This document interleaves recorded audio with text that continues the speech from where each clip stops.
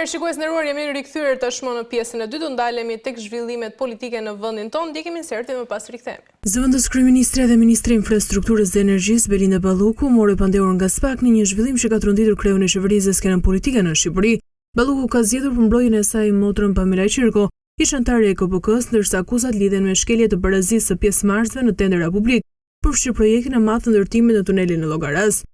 Në SPAK Balluku doli pa dhënë detaje të hollësishme, duke deklaruar vetëm se shpreson që procesi të jetë i bazuar mbi transparencë dhe drejtësi. Reagimi i opozitës ishte i menjëhershëm. Kreu i grupit parlamentar të Partisë Demokratike Gazmend Bardhi kërkoi dorëheqjen e menjëhershme të Ballukut dhe akuzoi kryeministrin Edi Rama për mbrojtje të personave të inkriminuar në pushtet. Deputeta demokrate Jorita Tabaku e shuajti këtë rast vetëm Maja Esbergut, duke e paralajmëruar se pas tij shndron një zinxhir aferash që përfshin aeroportin e Vlorës dhe tenderet e energjisë. Nga ana tjetër, kryeministri Rama nuk ka dhënë asnjë shëndrim publik të qartë, ndërsa Balluku është parë më pas të hyjë në kryeministri për rreth 30 minuta në një moment që ngjall spekulime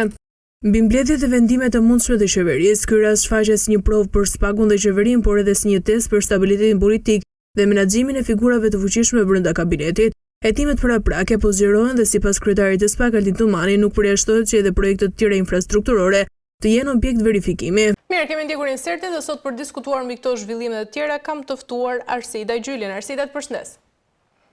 Përshëndetje, faleminderit për ftesën. Arsida, do nisim me atë që sapo dëgjuam në insert, pra pas marrjesit pandehur nga SPAK, Belinda Balluku gjendet tashmë po i shuaj në një qendër të një stuhie politike, por sigurisht që ka tronditur edhe qeverinë nga ana tjetër. Ti si e ke parë gjithë të zhvillim? Atëherë, dinamika e fundit është dalja një farë mënyre në një event të hapur e kryeministrit në krah të zonjës Balluku, dhe kjo patjetër ka zgjuar shumë polemika, se nëse ky është një aksion i thjesht politik qeveritar, në sensin e asaj një event ku zëvendës kryeministrja dhe një nga ministret më të rëndësishme të qeverisë Rama po merr pjesë bashkë me kryeministrin, apo realisht është një mesazh apo sinjal nga kryeministri se ai po e suporton apo po e mbështet apo po i jep në një farë mënyre një lloj dore publike për të thënë se është në suportin e saj dhe në mbështetjen e saj. Pra ka patur një dualitet. Këtë duhet ta shikojmë si thjesht një aksion institucional, apo nga ana tjetër duhet ta shikojmë si një lloj ndikimi dhe implikimi në një farë mënyre të politikës në çështje dhe ato,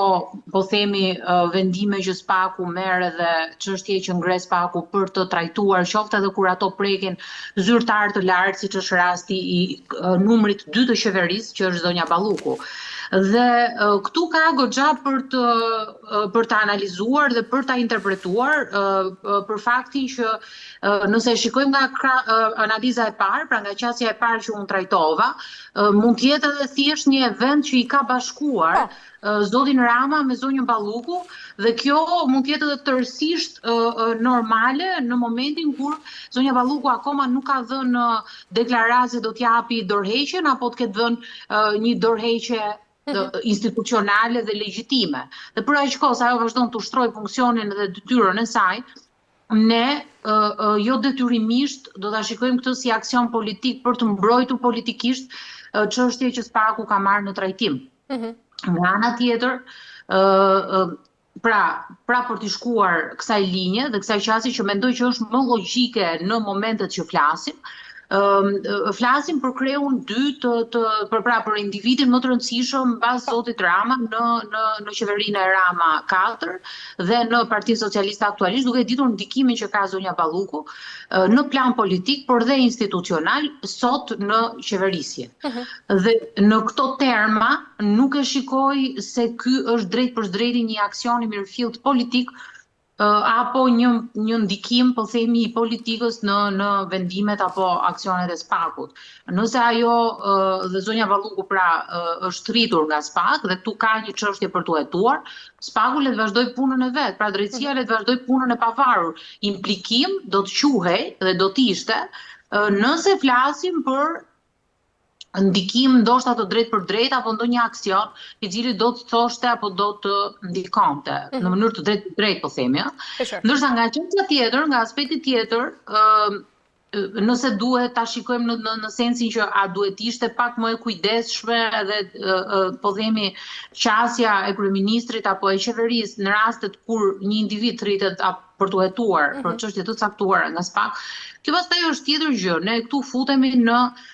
komunikim publik, futemi në mënyrën se si ti don ta japësh mesazhin tek publiku, futemi se sa respektojmë ne në një farë mënyre atë që është body language, gjua e trupit, gjua e komunikimit, interaksioni me publikun, aksioni politik, sa e ndar është po themi aksioni politik nga komunikimi publik të asaj që ne duam të themi. Do të thënë këtu është tjetër gjë, është tjetër çështje totalisht. Por ai sa e shikoj unë deri në këto momente them që dhe është kamufluar, edhe është rritur pak në përmasa si çështje. Nuk e shikoj kaq problematike daljen e kryeministrit Rama me zonjën Balluku në një event. Pra, nga ana tjetër, jo normale në këtë. Nga ana tjetër, Ersita, si ke parë të gjitha akuzat e opozitës, pra edhe mbas kësaj që ka ndodhur me zëvendës kryeministren Belinda Balluku, dhe a mund të shndrohet tashmë ky rast në një pikë kthese për opozitën, sepse opozita ka shfrytzuar momentin për ta parashitur Ballukun pra si dështimin moral të qeverisë, duke e përdorur nga njëra anë edhe si një kartë të fortë në anën e tyre? Po, opozita ka një retorik tashmë të vjetruar, e cila nuk i shërben më për të quar pikë dhe për të krijuar avantazh. Dhe këtë e treguan në zgjedhjet e 11 majit, ku patën në avantazhin e tyre, nëse do kishin ditur ta kthehnin në avantazhin e tyre, një çështje që ishte shumë e madhe, ishte çështja e zotit Erion Veliaj. Dhe ne e dimë dhe kemi qenë koshient që domethënë kjo goditje dhe ky moment mund të ishte qenë pika e kthesës, por duket sikur opozita ka retorikë, përpiqet bëjë një retorikë e cila mund të themi e kthen situatën në favorin e vet, por i humbet pikët në minutën e fundit. Pra është si ajo loja edhe ndeshja që ti mund të luftosh 90 minutat, por nëse dikush të bën golin në minutën e fundit, e rëndësishme është se si e përfundon, jo se si e nis një proces. Dhe për aq kohë sa ka sjell dështim politik dhe nuk i ka dhënë fitoren, pra atë që duam, tash në zgjedhjen e futemi për të fituar, nuk futemi thjesht për bërë retorik politike, më kupton? Dhe ish kryeministri pra Berisha e ka, pra drejtuesi i opozitës, e ka përdorur këtë retorik, por nëse me rastin, po themi me çështjen e Veliajt, nuk arriti kjo të prodhonte avantazh për opozitën, çfarë avantazhi do të prodhoj tani me zonjën Balluku, ku ajo akoma as ka dhënë ndërheqjen, as ka tërheqje politike, nuk jemi në rrethanat që po themi po hetohet e izoluar, po hetohet e lirë, jemi në pikën që kjo nuk prodhon asgjë në momentin që flasim. Ne duhet të shikojmë aksionin opozitar të lidhur më shumë me këto zgjedhjet e pjesshme që kaluam, ku opozita zgjodhi të ishte pa përfaqësuar në siglën e vet, dhe kjo është dizavantazhi i parë që i shkon opozitës. Dhe mosmarrja seriozisht e aksionit politik, se në fund të ditës çdo aksion politik është i rëndësishëm, dhe ajo gjëja që mund të duket më pak e rëndësishmja, siç u trajtuar rëndom me terma jo në lartësinë e duhur që i takonte edhe këtyre zgjedhjeve, fakti që u tha se bëhet fjala vetëm për një vit e gjysmë drejtim të bashkive. Ndërkohë që ne shikojmë që çdo ditë bën diferencë në realitetin politik. Ne që jemi brenda këtij realiteti dhe jemi aktor politik, dhe ju dhe unë, patjetër jemi pjesë e gjithë tablos madhe,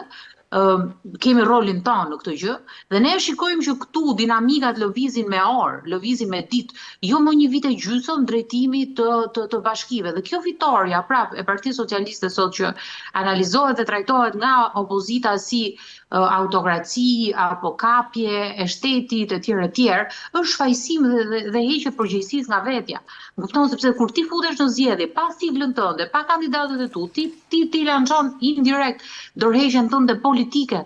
Dhe kjo nuk të bën asnjë lloj nderi. Dhe pastaj kemi edhe aksionin tjetër që është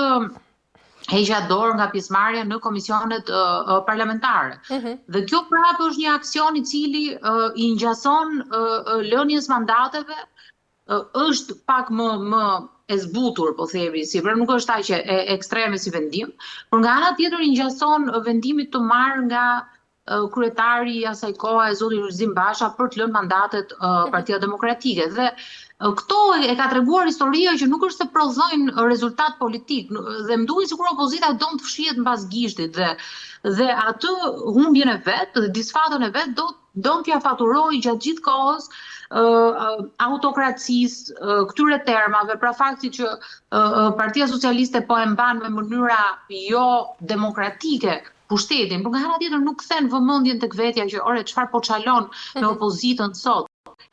Pse nisën aksionet para zgjedhjeve të 11 maj